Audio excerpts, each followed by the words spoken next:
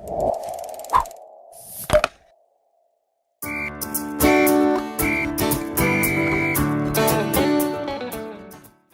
a good morning to you all and welcome to Asake Online. My name is Zenzele Ndebele and this is the Breakfast Club. Today in our program, we'll be talking to Ndumiso Gumede, who has spent almost his entire life senza esports. Administrator weZIFA, Highlander, Referees Association. So he has a wide experience when it comes to administering soccer. And today we want to talk to him to find out ukuthi kanti ibhola lethu even nationally lama local teams indaba lingahambi kuhle kuyini esingakwenza ngcono, but what was it that they were doing a few years back which can be copied now? Babu Gumede ngiyakwamukela. So my first question to you Babu Gumede is ungasitshela ngembali yakho ukuthi wena uzalele ngaphi wakhulela ngaphi? Ngizalelwe edolobheni elikhulu kuthiwa iBulawayo. Esibhedlela esikhulu esingasekho khathesi okuthiwa i-Old Memorial. Ngakhulela eMzilikazi ku-Ara Square. Ubaba wayengu-teacher. Umama hayi egcina umuzi. Ngenxa yokuthi ubaba wayengu-teacher,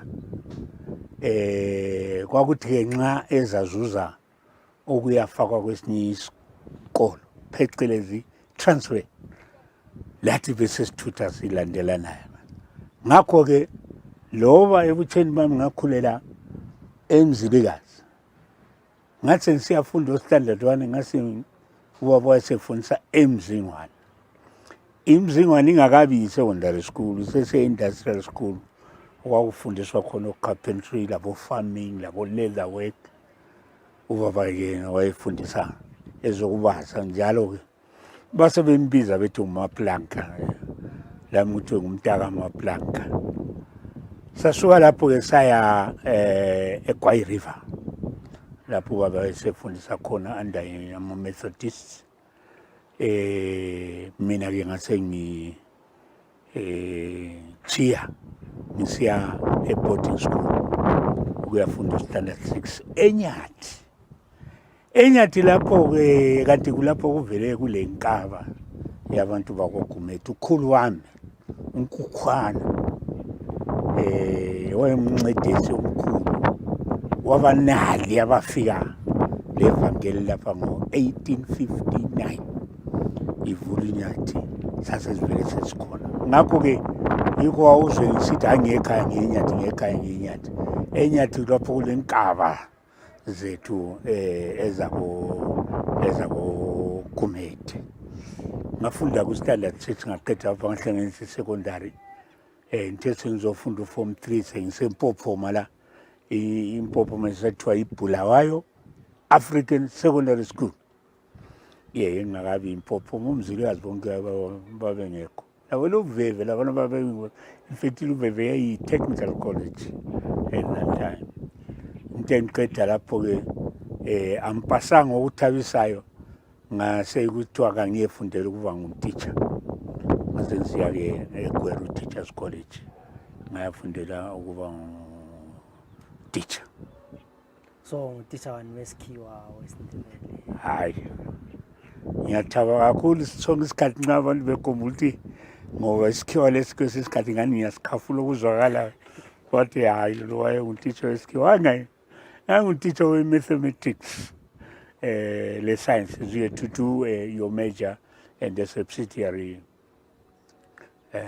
subject. So kodwa ngaqakatheka kakhulu ngokufundisa i-mathematics. Ngithe ngiqeda lapho ngakwenza i-teaching practice yami eNyathi. Ngakho bakhona abanye abangaziyo Gumede wamfundisa eNyathi, abafana loRoger Muhlwa abafundisa eNyathi. Kodwa sengiyafundiswa koqobo ngayafundisa eHighfield Secondary School eHarare. Kuseseyizozivele. Leyo ngelilanga leyo inde kakhulu leyo indaba yakho. Ngamafitshane nje khona mpana ufundisa eSozibere eHighfield, umuntu wayekhulele eNyathi. Kwakunjani? Well, kwakuyikuqala kwami ukuthi ke ngiyehlala endaweni engavele ngingayijayelanga engazake ngifike la kuyo. Lelanga lami lokufike lokuqala lapho salabazima. Uprincipal ongindoda kuthiwa John Burke. So ngithe ngintroduce ku-youth nguyimphathi esikole. Good morning sir. What's good about it? I never expected that answer anyway.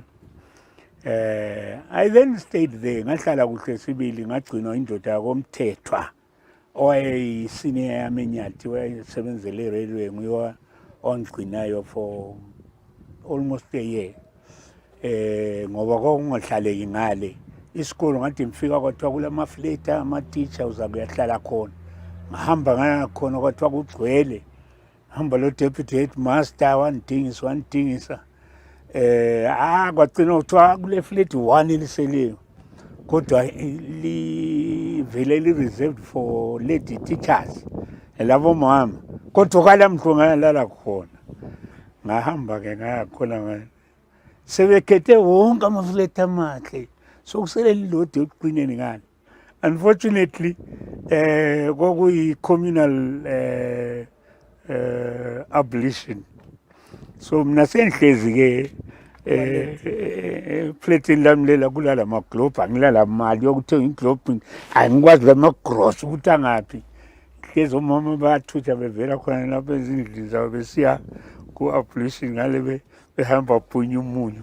Hayi ngakholisa lelo langa ukubukela i-kind zabomama laba abazange bakwazi ukuthi kulo muntu wesilisa oseduze khona.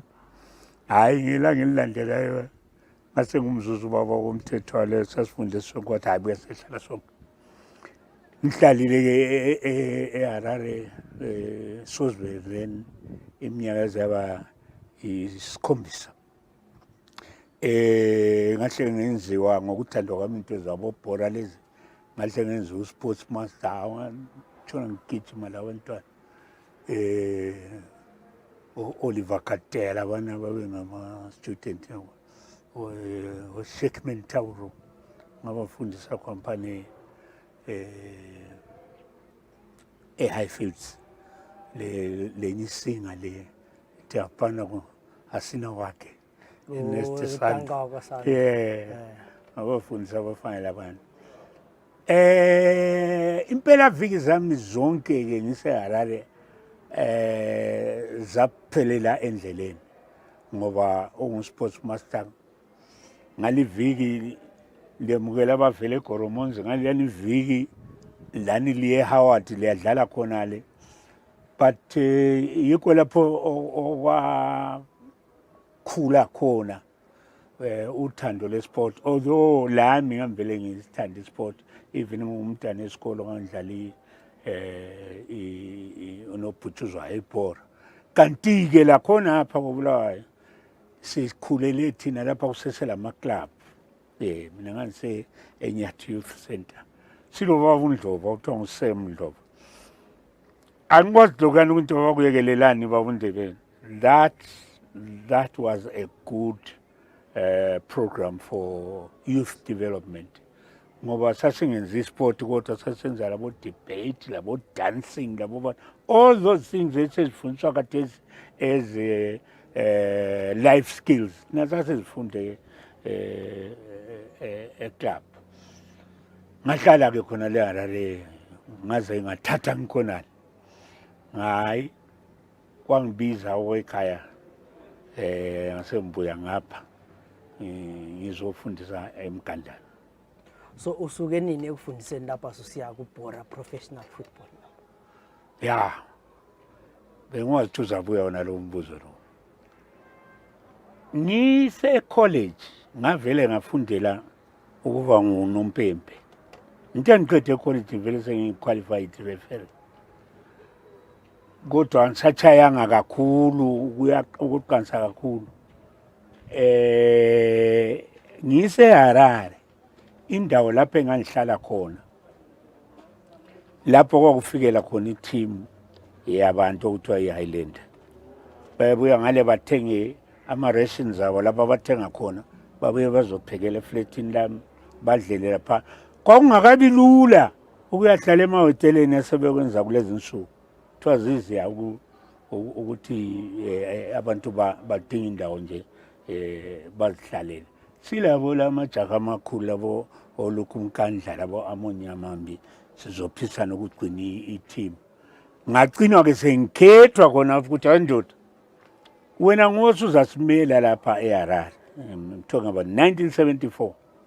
Ukuthi wena ngosuyi-official representative eyalenda eHarare. Nxa kule mhlangano bangasuki lapha besiyala bathi hayi Ndumiso hamba ngaliwe siyi-represent. Ibhora lalisagcinwe ngubaba okuthiwa nguJohn Matsima. Indoda hayi wayelithanda kakhulu ibhora. And ngaleso sikhathi amakhampani ayesakuthanda sibili uzama ukunceda. So Matsima lo wayeku-national level. Umatsima was in charge of a national association. Wothi inhle ngitsho ukuthi ama-national association ayemaningi. Kwayengasowani? Hayi bo, kwakule yabelungu, kule yabantu abamnyama, kule yamaGarati. Ziningi ama-national association. Kodwa yena waye in charge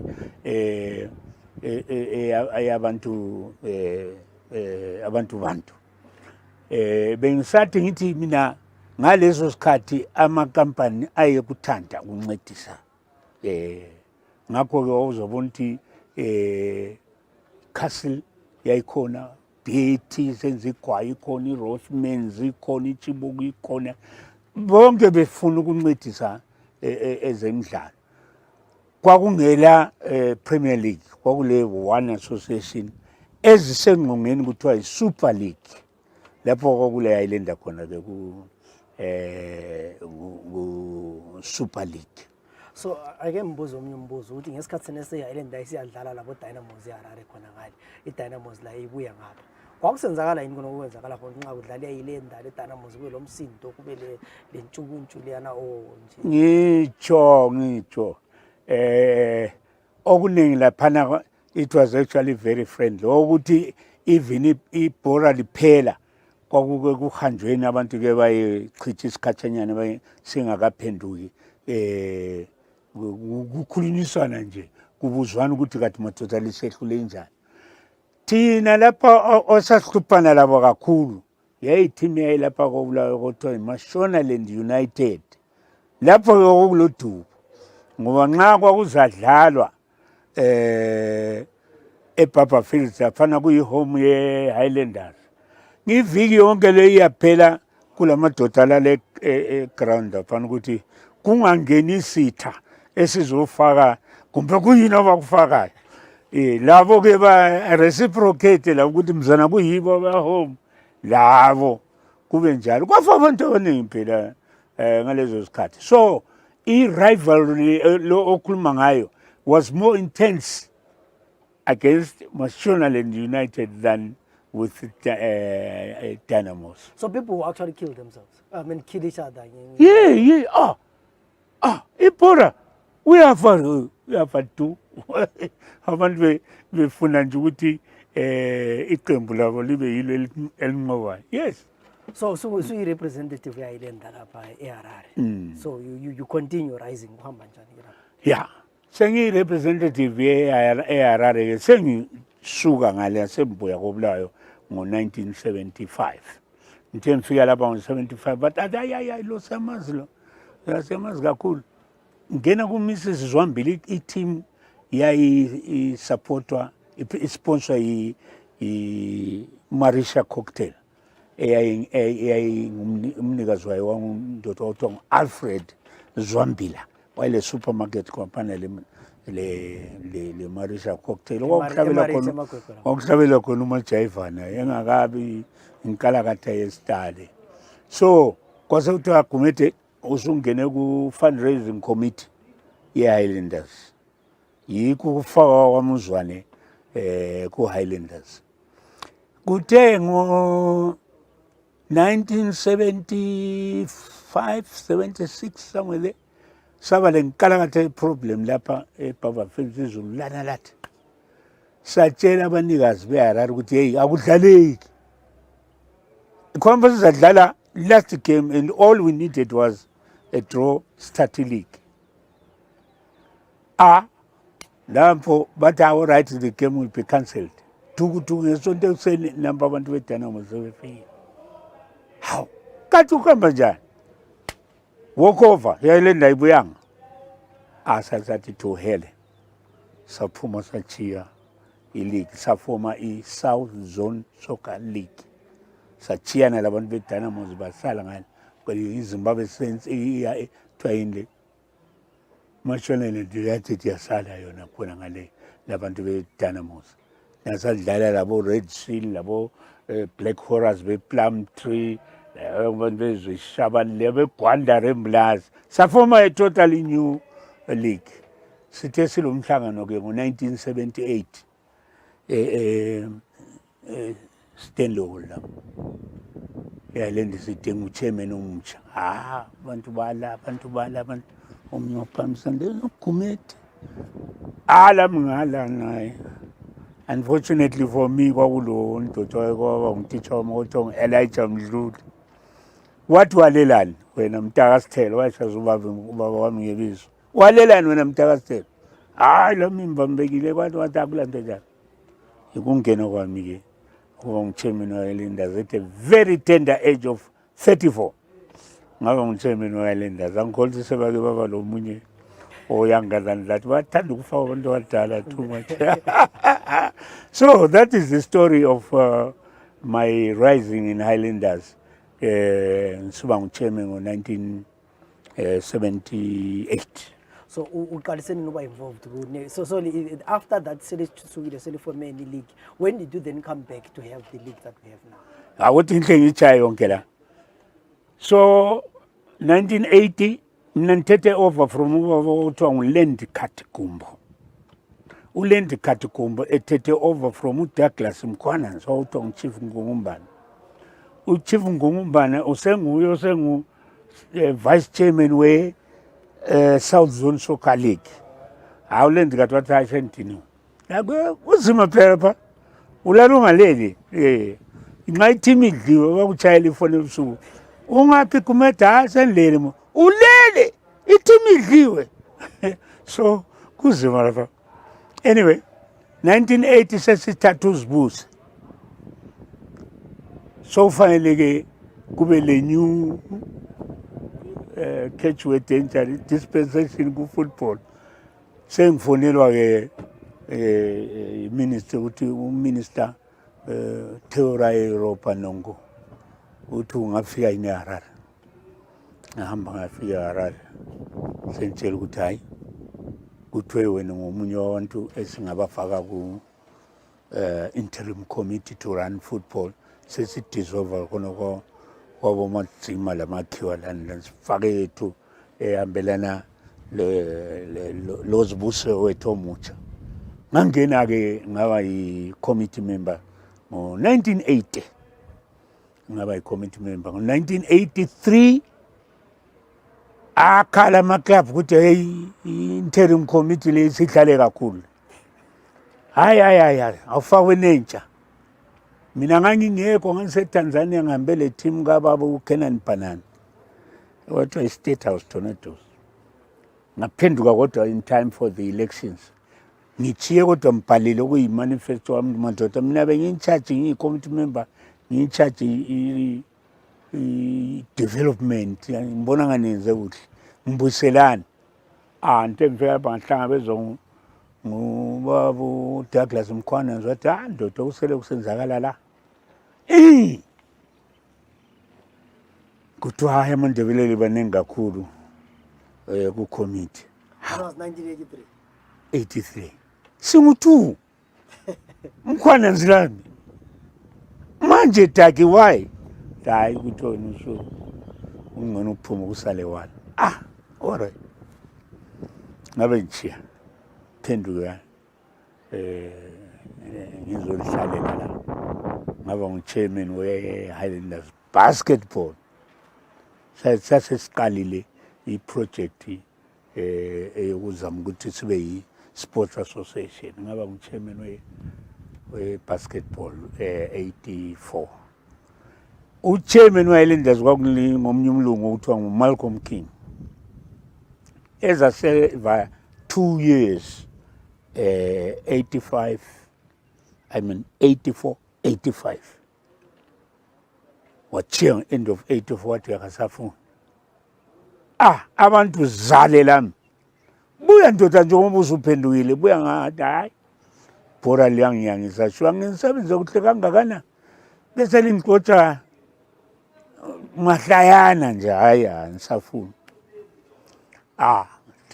Andise ngutitsha phela emkandane. Ngelinye ilanga bizwa la ngabodaka komkhona nje ukuthi hayi ndoda hayi. Come back to football. Hayi. Ngachayela ifoni ngelinye ilanga. Ngumete Nkomo la. Nkomo. Uyangazi Joshua. Mdala. Ngoneni buya nkhaya. Nsiye phela Ndaba. Safika ngale umdala ethi kathi wena, what's wrong with you? Abantu balwela izikhundla. Wena abantu bafuna ukufaka esikhundleni uyala. Who do you think you are? Ubuyela kwami. Highlanders senimandwe ngubabu Joshua Nkomo go back. But it would be very, very useful turn of events. Over the very next year, chairman again, 85, 85 ute phela. Ngathi madoda bengiqedisa i-term ka Malcolm King. Sengichiya ke sokufanele kukhethwe kutsha. SiseMcDonald. Kodwa sifuna ama-elections. Elections lapha, nye phamsi isandla. Chairman, Gumede, madoda. Khona umsekela, sobhala phansi. Omnye ke aza ncintisana laye. Chairman. Yebo. Nominations closed.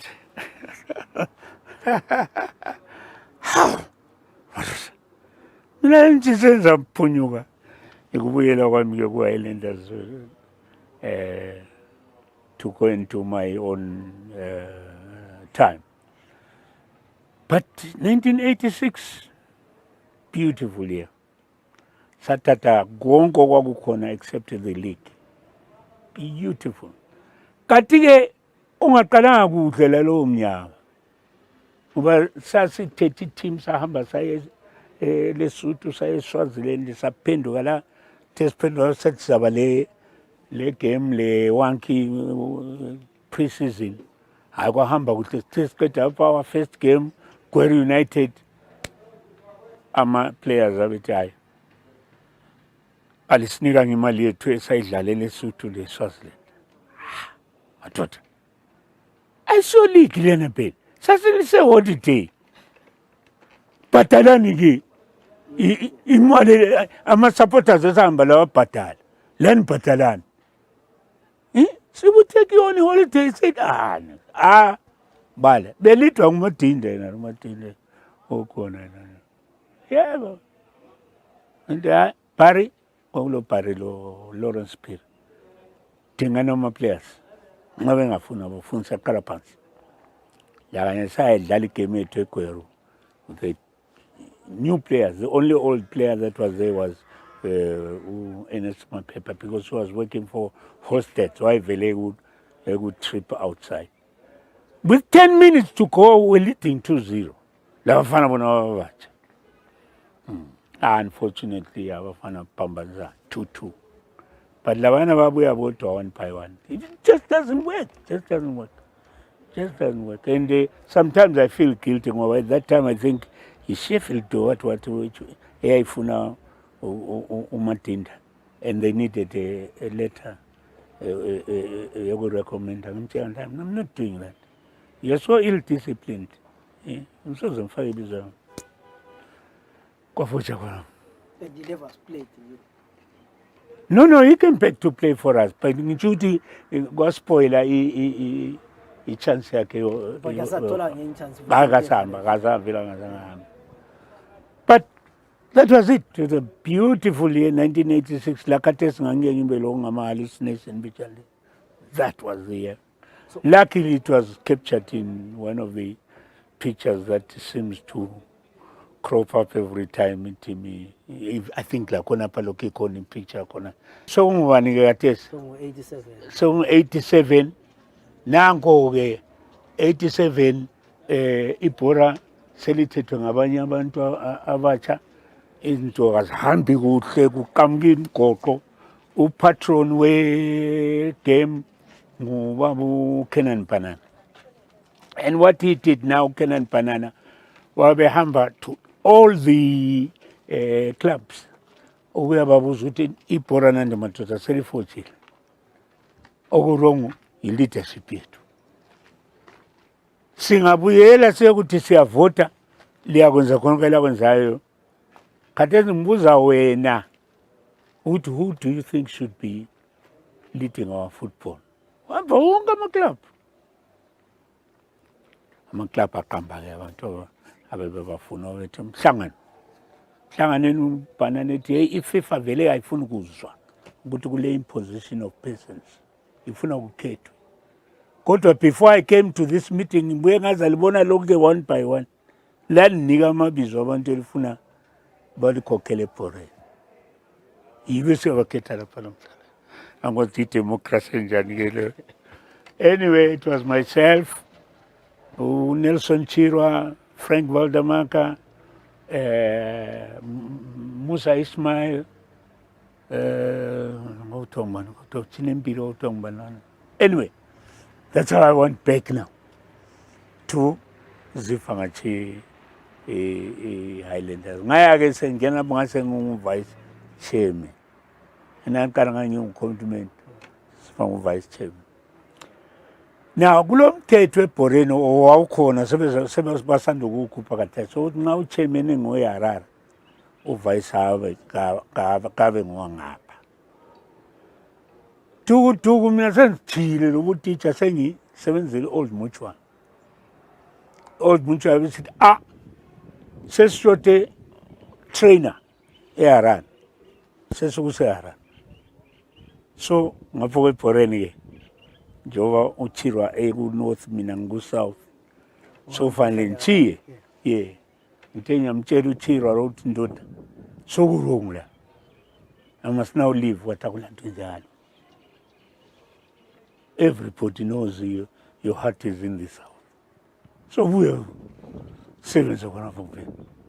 Luckily for us undoda wayengu-secretary othiwa Julius Chifokoyo wayevelele ku-Caps. He kept the company, called him back. He kept a club, you see, he could doldrum. But I said, busy chairman or I Chinto says, if come and do a company club. And Ulano was secretary, Katoto committee acting secretary and substantive vice chairman of the South.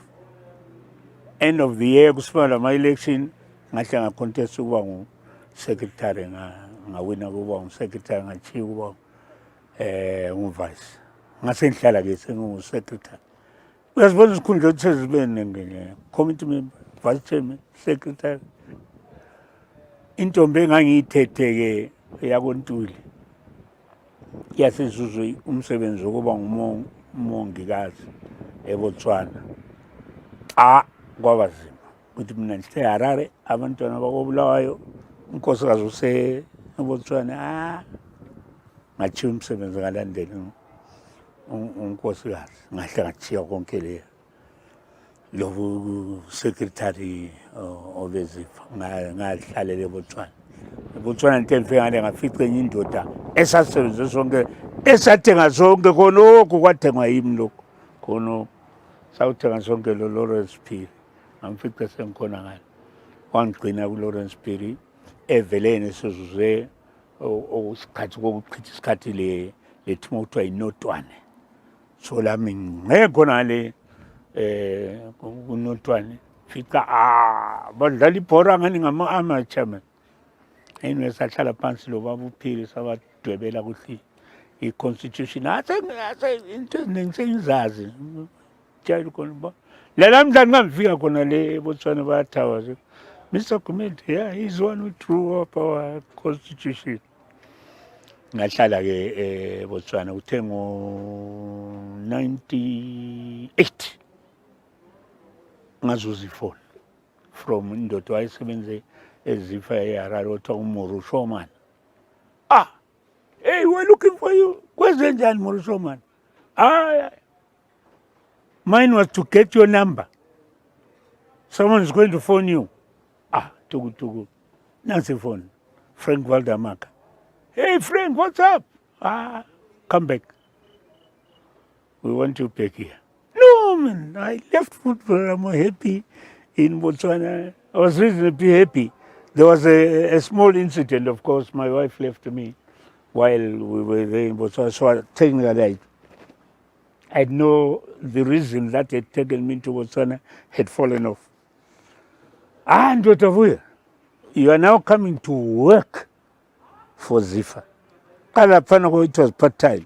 Ninasebenza old Mutual, secretary, vice chairman. But this time I was coming to work for Zifa. Yime ngaqalayo ukuba in inverted commas chief executive we Zifa 1998. Semthendweni. Ngahlala ke ngaze ngachiya ngo-2004. Ngahlala mbijana ekhaya. Meanwhile, I've been honored so many times. Administration tutor, ngaba ngu-match commissioner under CAF.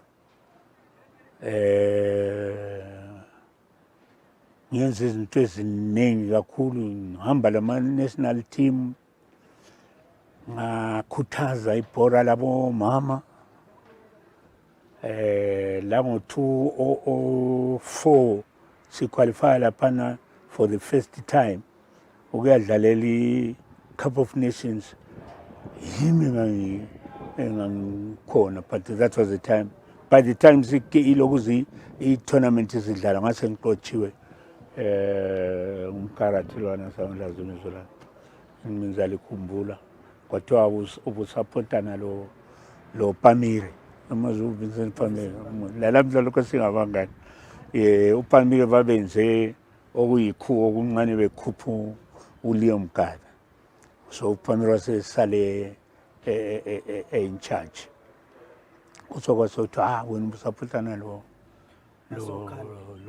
Pamire hamba lawo ukuchiya kwami Zifa isikhathi kulo African was it uKhan African yehe nguye wayesengenile kati bazamvulela la yamagama amafayili but wena wabotshela ukuthi izimota wabengena ejele echelo lezinto zokuba izifa. So that's been my life. Into engihlaleleke ekhaya lami was 5 years almost. Ngabona ngilela ngamadoda athuthi doda sifuna ube ngu-vice chairman. Singena ke kathesi uba ngu-vice chairman under Cuthbert Dube.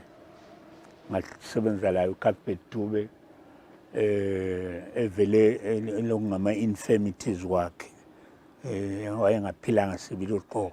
So many of the surgeons emhlanganweni la were falling on me now. Luckily I had nothing else to do. I was just seated at home. So it suited me well, it suited him well, like ukuba lo vice chairman ongala commitment anyway. But ngenze 4 years ngale sengingu-chairman we-referees committee, sikeyahlupha la i-referees committee.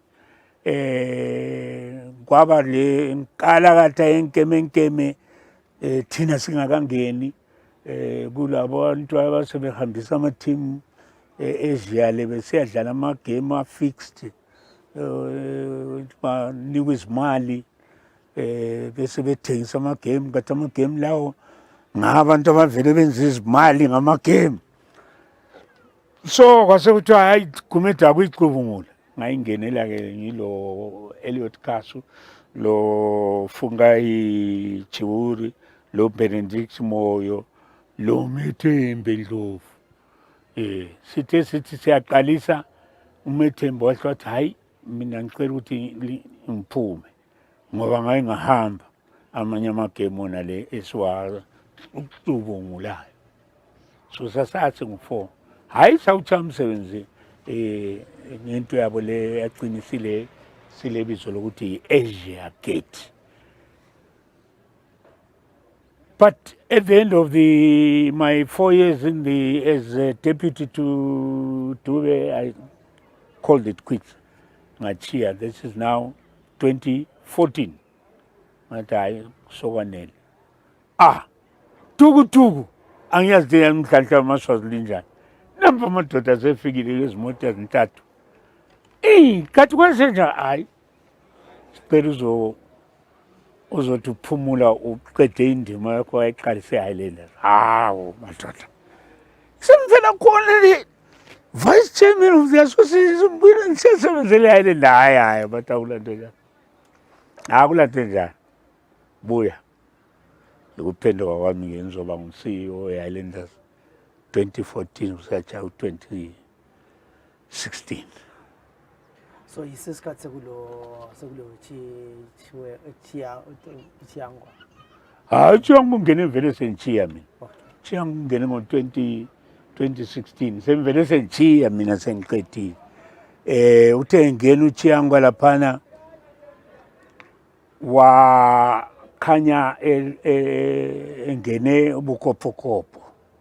Ngani ngoba umthetho webhora uthi ukuthi uye khona lengqongeni kufanele ube wasebenza iminyaka engangaphansi kwe-5 at senior level. Ukhona ubhaliwe umthetho wakhona. Yena wangena wathi wancedisa iChegutu Pirates.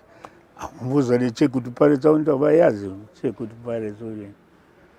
But udumo longikhona ukuthi wayevele efakwa ngabantu bezombangazwe. Bebebona ibhora iyindawo lapho abangala crowd khona abangala ama-tentacles abangabambi khona. So basebefuna ukufaka umuntu wabo basebefaka yena. Waba le mali yena wabhadala abantu abaningi balalisa emahoteleni abantu le hotel nayenza ngangeni. Ikwenza ukukholisa lokhu kanti ngase ngisebholweni. Bamvotela-ke wangena. Teze ngenile wavoxa vele into zebhola lezi engazazi akangenela ama-decision ukuthi ureferee lwana upay red card wrong amkhanseling into ngubani mina hayi anyway kwaba labantu bezikweleti kwaba lezi sebenza esezixotshile kwaba lani kuningi abantu babebhala inkalakatha edoze engaka betheka iye eFIFA. iFIFA yaziswe ukuthi indoda lo hayi kazibambanga kuhle. Base bedinga ozayisayina ngubani. Ngikhumbuza lezi story esamagundwane efuna ukuthi afake iklogo kumangoti. Ozayifaka ngubani madoda.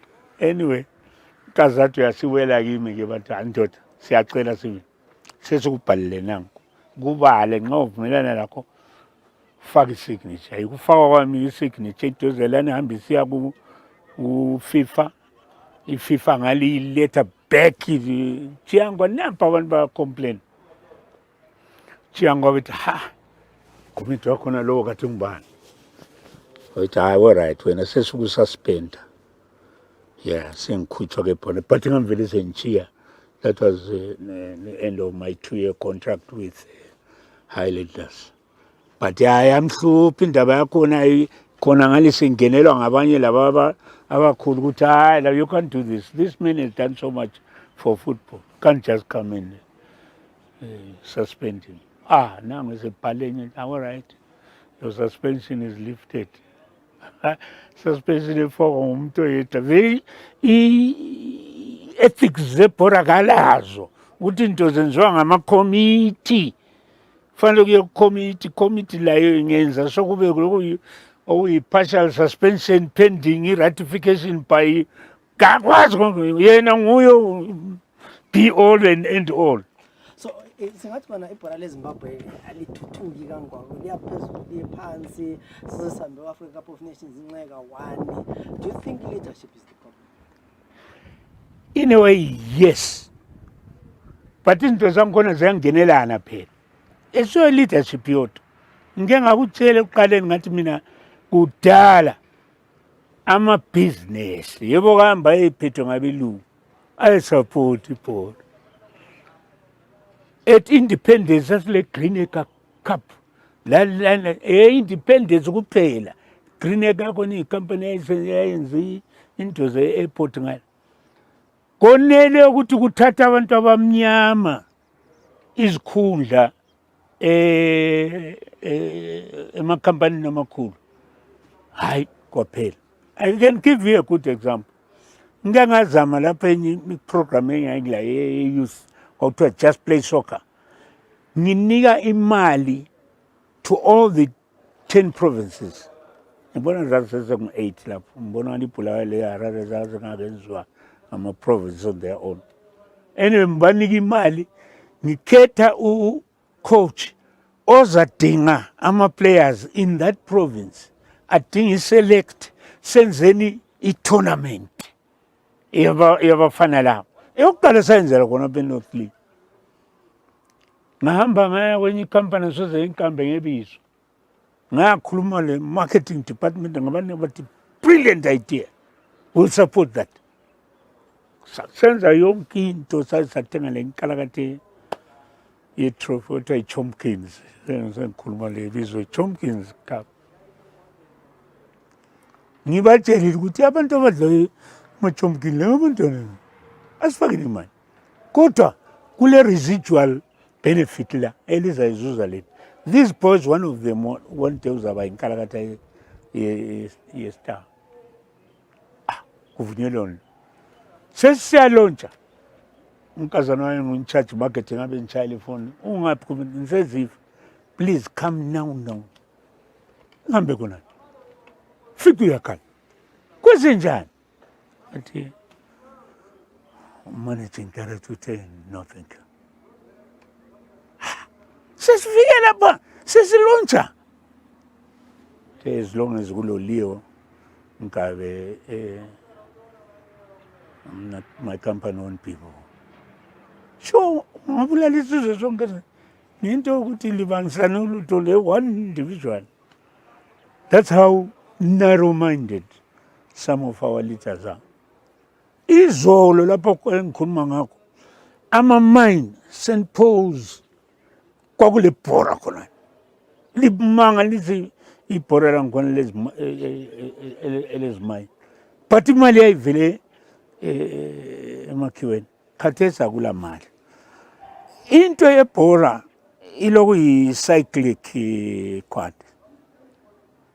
idlala kuhle abantu bakhangeke babuye kuwe bazofaka imali bisikuthuthula lawe. If you break that circle sula ngikalakathe trouble trouble. Nangu Strive Masiwa sengenile ebhoreni ufuna ukufaka imali yakhe isponsoring i-PSL lo CEO PSL uthatha kuye isalary vela ku-Econet nampa abazombangazwe abafuna i-net 1 ibe yiyo la elolutho nampo sebesponsor i-caps nangu Strive sechitha hawo ngizole inceda ninazale ingene i-competition bantu abona ubone nje ukuthi hayi I want to understand. Not that it doesn't happen. Kangela kathesi kubo Kaizer Chiefs labo Pirates kan. Befika bobabili belama double treble sponsors. but kuyakhulunywa abantu bakwazi kuzathiwa lapha yikho esehlule kakhulu. So iproblem yethu khathesi imali kayikho. Wesike khathesi sesila lokho esilakho khathesi. I-teams ziyadlala khathesi 34 games. Ewinileyo ngazuza 60,000. 60,000, Islanders finishes that 60,000 in 3 months. So we needed 60,000. It's an insult. So kule impact either way. But ozangena a management of a sport that has so many negatives, move on. You have to be extremely thick-skinned. Thick-skinned. Akuphelaphelela chiya. Inhlamba oyiholayo from your own supporters, from lama opponents akho, it's just not worth it. Lapho silenkala kathe problem khona until we can regularize that. Kube indawo ehloniphekayo. Yeah? Lama players lawo azinikele. Mina ngitheni lead club, lama players were not full time. They were working elsewhere. Njo Nchilo, Njo NS is a good example. I sent our Holstead brothers, or Paritaga, we sent the city council. This time, kono bebuye a training. Kates were vugeli training from 8 o'clock to, they shouldn't be failing. They shouldn't be failing. But by Kulega, Nimna Guti, Sebele, too much time. Bonaba Yasebe Paluela Buti, ba Kinana Lezaruga, Dapamena Gabuye Poren. What for? What for? So, the name is wrong. I say, you be professional, Sibilo Uti, Abafana bet Bonaba Banman Esba Kutaza Gates. Kufanele Bati, having a ground, La Pasagos to Bang happy. Right? Kumbeba Nigua, life skills. Life skills. Also, umuntu umenqabela ukuthi enze lokho enasakufundi okuxhwalileyo. Yeah? Khona bensinza ukubuza khona ukuthi find ukuthi soccer uyachiya olabo usemncane kakhulu 35 maximum 40 you are starting your life switching ibhola but ibhola lakhona is not paying enough. So nxa ungela ama life skills olawo izinto izinto ezigcina sezithwa noba noyedlala ibhola seyiphopha into ezinjalo. Yes and no. And I'll give you a good example. Nxa uke waba le lagi yokudlalela national team wahola ama-1,000. There's no reason why you should be poor. One of my players yakuthiwa nguMercedes bangahola inqawanqawa zemali zabo wayehaya ama-taxi angu-2 enye ithola ibhatshi lakhe enye negade kuyo. Ubuntu ka-understand kuyaphela lokho yikho kufanele sibatshele khona. Ngithe ngingakatsheya le ndawo sike senze i-orientation sabatshela madoda kuyaphela lokho. Akuthi kuphela wena usuke wafaka okuyimadlana eceleni. 2, usuke wadecide ukuthi uza kwenzani after that. Will you go into coaching, administration? Xa uza kuya kuzona izinto wohle uqale khathesi ukwenza amakhosi angikhona. Awusokuthi mjalo uqedile suthi sengifuna ukuba ngikhochi akusebenzi njalo. So amalungiselelo wona lawo lapho esileka khona. Kodwa ukuthi play esihambe eziyadlala le-South Africa yahola izimali sithe sisiyalahla uFrancis kodwa mbani captain Shonai. It was most embarrassing ngakibo. Umuntu wayesebuya lapha ese-driving kalakatha sezimota eziphelele Harare sesiyamlahla kibo uyefica ukuthi amahoba lapha ephuma khona. That shouldn't have happened. Wayefanele ukuthi ngesikhathi esesenguye abefaka imali yakhe eceleni kodwa nothing. Yeah. Even yena uMercedes simletha ngibo lapha emzilikazi abantu bethu ngibo kwesitaka nova. He should have done something better esazuza imali uku-extenda nje indlu ikhanya ukuthi hayi lapho kuhlala i-football star sungabe ubhatha amazwe onke Germany ngaphi unika izimali kodwa shayele eshabhini le bafazini kule ndawo yomuthi ebhoreni umuthi uqakatheke kangakanani iyasebenza yini?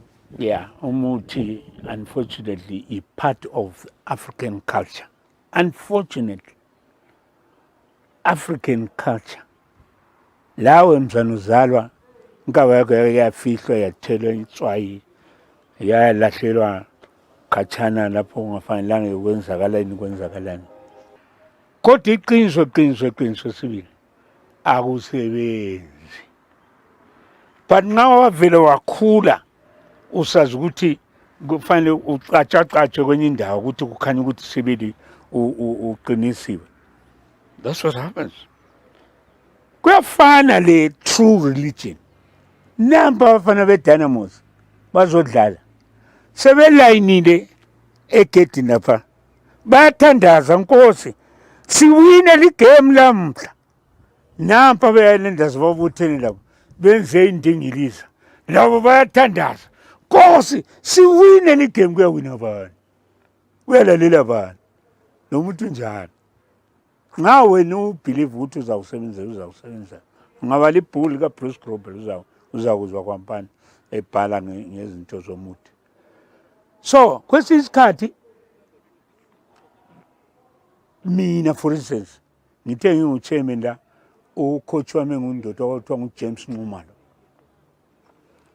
sisemhlanganweni kuzafuneka phela imali yokuthi sibhadale osiyazi.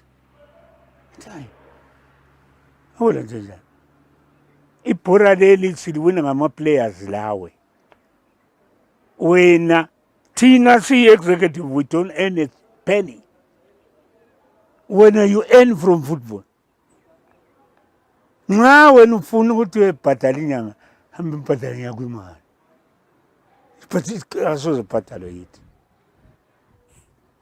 Nxa njalo inyanga kuyiyo esiwinisayo wena mngcono sithi ukhupha umsebenzi awusebenzi. It just doesn't work.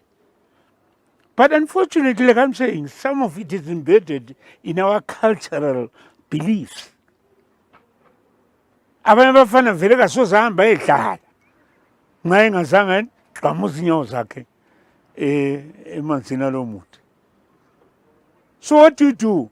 Uyathatha amalahle uchole uthatha amahlamvu ngomthengisa ngifake phakathi madoda inyanga ithe wonke umuntu kadlulela ayibonga lalutho tadlala phoso uzoqhamula akusebenzi. 1974 Israel qualified for the World Cup as the first African country qualified. Behamba lenyanga ezingu-9 bahamba bethwele inyama yemonkey. First game badliwa 9-0. Akusebenzi lokha. But having said that, I hope you got me. Yes. If you believe in it,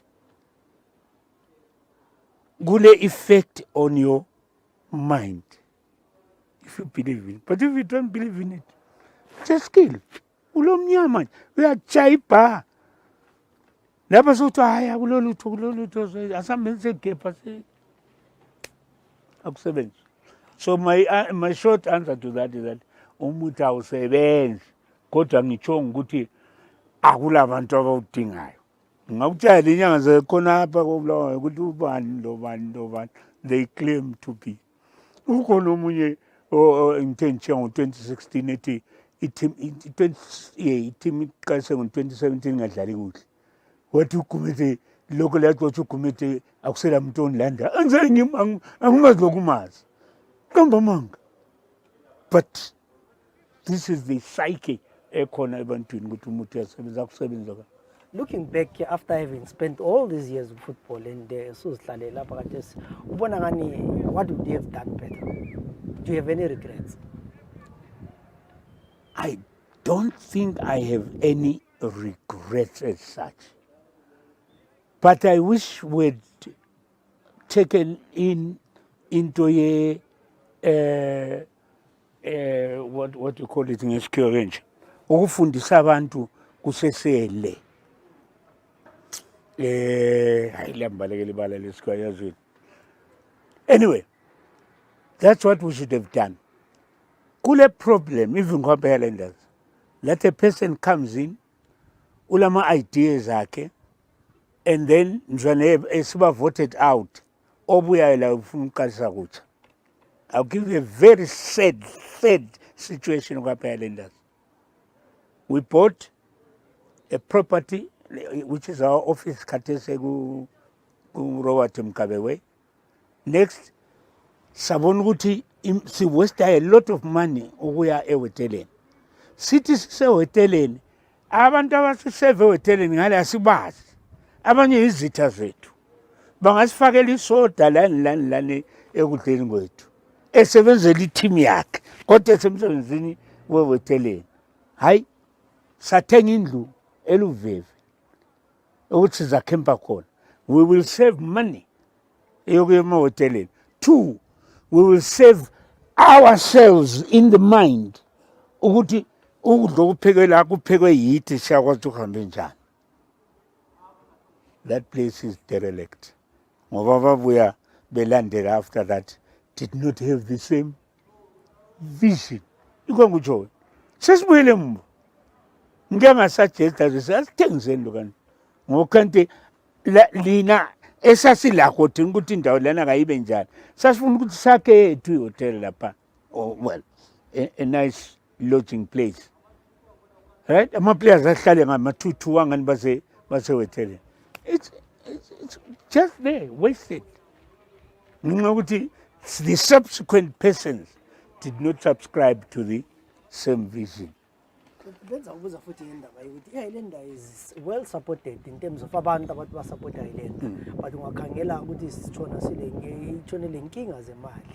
How do you think it can be done ukuthi ama-supporters support financially okukhanyayo? Hayi okukhulu ukukhuluma. We have tried everything. Kuthiwa inlebi senziwa ngumthuli othwele izimali. Let's kambe lamabhasikiti ground lapha. One game sabuya sile $300. I-stadium sigcwele sithe. Abantu bekhuluma ukuthi lethani ngapha siyafaka. Akulalutho abalufaka. But having said that, kule notion eyokuthi kona imali yadliwa la. I-stadium siyagcwala. Akulanto njalo futhi. Abantu abangwazi ukuthi first i-stadium lesani sitting capacity kuthe kugcwele ncantsha. It's 24,000. Ayakona ama-40-50 lelo wabalelwa ngama-journalists. Akulanto njalo. Secondly, imali nxa isingene lapha 20% iya ku-city council. 10% iya PSL. 6% iya Zifa. Lama police afuna ukubhadala. Lama cashier for the day. The club is actually lucky to get 35% of that gate. But the ordinary person wona kugweba ndi imali yayilinda yomi yayilinda phela lezo. Akulanto enjalo. Imali kayikho. And akula club engasustain ngama gate takings. Never. Ama-players kathesi, the least paid over 400. It's almost equivalent to labo teacher. The highest paid are over 1,000. Awukafaki ama-bonus. Bangadlala ama-cup game kulama bonus. So they are getting a lot of money. Sesibuyela la kuyona lana ukuthi badlalisa imali. But abahlakaniphileyo, look at this little boy, Gabriel. Yeah? Fresh from university, but he's way ahead of his colleagues, way ahead. He has his own little car. He's now saving to buy a house. That's what should happen. And Mzane Chiu Gabriel ngapha, he has his degree to fall back onto. Abanye abatsha utitsha ngeregen, uyabe ngalalutho sebezwe ukuthi kodwa yimi ngadlalela le club yimi ngadlalela le club ayisanginanzi. No, you had the opportunity to make your money. You didn't use it. Do you think it's time maybe clubs now that the team, companies do you think we now need new funding models for our clubs? If we can find them, if you can give us ideas. I now serve on the Highlanders Board of Directors very recently, a month or so ago. We need those ideas. What else can we do? But I want to say my farm in the Highlanders lying and we a farm. Farm. It's easy to just coop my ideas, but I will say, look. But yes, we might need a new. Number 9, we need a new thinking. One, government. In other countries, the sports commission in your country is the conduit for money to go to the disciplines. Lapa, the sports commission ithatha kithi la every game la iyathatha. Angiqamba ngolezana la iyathatha every game. It shouldn't be that way. Kufanele kube le budget a sport. If we realize how important sport is, ekugcineni abantwana out of all this mischief, you can't just throw it to associations. So there should be some direct funding from government to sports associations. Unfortunately, ungavele wenze njalo so ama-sports onke ayalingana. Laba ngu-2 abenza i-archery labo sebefuna ukunikwa imali elingana le yebhora. Hayi be. Indaba one day nge-independence ungathiwa lo nyaka kuyakwenziwa i-Mount Hampden versus so archery. I-independence. Indaba ubizwa ilinda le Dynamos. Why? Ake babize bona badla balingana le bhora. Babe yibo labo abaphosa imtshoko yabo kwamba sibona umbano ozabuya. So we're missing it there. Government must do something. 2, with all due respect again, companies must come on board. Leo excuse yokuthi no, things are not managed, put your house in order first. Hayi akusebenzi njalo. For those players to play well, kufanele kube nemali. Fakani imali kuqala sibone ukuthi kuyahamba njani. Ngokathi usiqaleni lidlale kuhle khona siyalinika imali. Hayi, it's the wrong way round. Lethani imali. Siphatha abafana. Ibhora liqansi. Government ayekele ukuthatha imali. Khathesi Highlanders ilama properties that have been attached nge-government Zimra.